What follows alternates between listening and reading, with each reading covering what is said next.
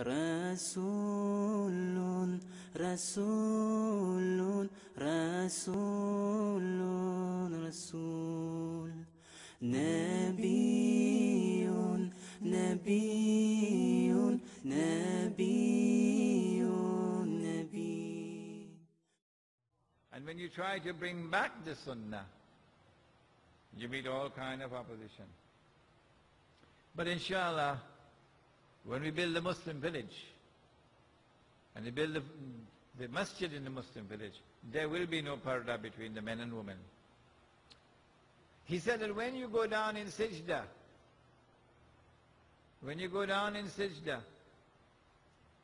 and the Imam says Allahu Akbar to come up from sajda, the women must keep their heads down for some time to allow the men to sit up, and then the women must raise their head. Did he not say that? Well, where's the need for that if you put them upstairs, or you put them in an annex, or you put them behind some partition? Truly, the religion is gone, and all that remains now is the shell. Everything is changing today. Our food is changing today. Allah provided food for us, the great engineer. And He gave to the food a genetic composition, that the food will not only provide nutrition, the food will also function medicinally. Food has other things to do. It is the food that you eat, that will affect the semen that a man produces. He said that the time will come when one man will have to maintain how many women? Somebody help me? 50 women. One man will have to maintain 50 women. That's coming up. What that implies is that there's going to be a dramatic decline in baby boys being born.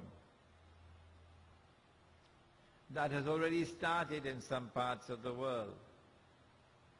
Singapore, for example. I have visited Singapore so many times. I have so many students in Singapore. But the enormous number of girls and women who approach me and my wife, Maulana, can you help me? I want to get married. Can you help me? I want to get married. Can't get a husband. You have faced that situation here in Trinidad yet, you know. You should go to Singapore and see it. The proportion of women to men is now so great that it's a problem out there. What is it that's going to cause this alarming decline in baby boys being born? I believe that it will be something connected with the food that we eat that will affect sperm production. I believe that when you change the genetic composition of food, you alter that capacity of food to do other things besides provide nutrition. And that is what we're doing today, eating the genetically modified food. Finally, because I do not want to continue indefinitely, finally, we have followed the Jews and Christians in the most disastrous of all, down into the lizard's hole. The Prophet ﷺ warned of an age that will come. He said, when time will move swiftly, a whole year will pass like a month, and a month like a week, and a week like a day, etc. And then when he was asked, why will there be this perception of time moving faster and faster? And his reply was that instead of the zikr of Allah being in the heart, the dunya will be in the heart. When the dunya takes control of the heart, then we believe that this is the only world. We live for this world. We do not recognize any reality beyond this world. That's called materialism. That materialism has today come to the world from the Christians and the Jews. And it has swept all of mankind, illa masha'Allah.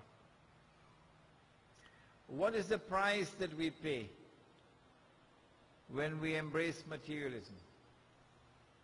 When we forget Allah and the dunya takes control of the heart. When the fear of Allah no longer resides in the heart. You're afraid the policeman, but you're afraid of Allah. I'll tell you what is the price that we'll pay. The heart becomes dead. The heart can no longer see. It can no longer hear. It can no longer understand. Knowledge now comes from only external sources. Knowledge does not come from internal sources. What is the price that we pay if we have eyes but we can't see? What is the price that we pay if we have ears but we can't hear? If we have hearts that we can't understand?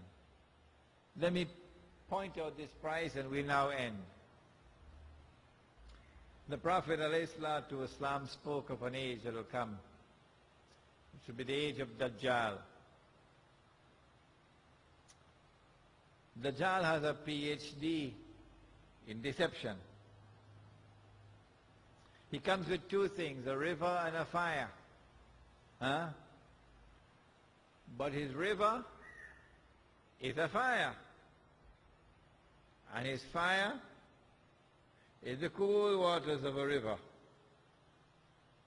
And so appearance and reality are opposite to each other whenever Dajjal attacks. Appearance and reality are opposite to each other. Things are not what they appear to be when Dajjal attacks. And so if you see with only your external eye, you're going to be deceived. You will think that you're walking on the road to heaven, when in fact you're walking to hell. And you would think, but that is the road to hell, me ain't going on that road at all. When in fact that is the road to heaven. This is the state of the Christian Jewish world today. Internal blindness. All going on the road to the hellfire. An essentially godless world they are. And guess where we are? We're following them. Hook, line and sinker, we're following them. We're just as blind as they are. This is the confirmation that we're down in the lizard's hole with them. This is the biggest of all tragedies. Because when the man deaf, dumb and blind, you could talk to him, it ain't make no sense. He ain't going to listen to you, he can't even understand. And so we end today by pointing out that the birth anniversary of the Prophet ﷺ is a time when we celebrate with singing in praise of him. But on this occasion we should recognize that the whole house is on fire.